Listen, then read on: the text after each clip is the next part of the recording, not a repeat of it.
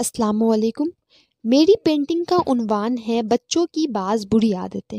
انسان کی پہچان اس کی عادتوں سے ہوتی ہے۔ ہر والدین چاہتے ہیں کہ ان کے بچوں میں اچھی عادتیں ہوں، لیکن اکثر بچوں میں کچھ بری عادتیں پائی جاتی ہیں، جیسے کہ آپس میں لڑنا جھگڑنا، چوری کرنا، گالی بولنا وغیرہ۔ یہ عادتیں بچوں میں والدین کی طرف سے دھیان نہ دینے کی وجہ سے یا پھر غلط ماحول میں رہنے کی وجہ سے آتی ہے۔ بچوں کو ان عادتوں کے نقصانات کا علم نہیں ہوتا، اس لیے وہ اس سے باز نہیں آتے۔ بری عادتیں کامیابی کے راستے میں ایک بہت بڑی رکاوٹ ہے، جس سے ہر والدین اپنے بچوں کو بچانا تو چاہتے ہیں، مگر تھوڑی سی لاپرواہی سے ایسا کر نہیں پاتے۔ بہت سی غلطیاں بچے ایسی کرتے ہیں جو انہیں غلط لگتا ہی نہیں، جس میں کھڑے ہو کر پانی پینا بہت عام ہے۔ والدین کو خود بچوں کے سامنے ہر طرح کی چھوٹی سی چھوٹی غلطیوں سے بچنا چاہیے، تاکہ بچے بھی اس سے گریز کریں۔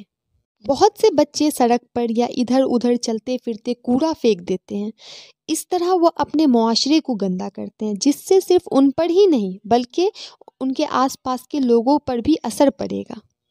ماں باپ کو بچوں کو صاف صفائی کے فوائد کے بارے میں بتانا چاہیے اور گھر پر بھی صاف صفائی کا اہتمام کرنا چاہیے، تاکہ بچے اس طرح کی کوتاہیاں سے بچیں۔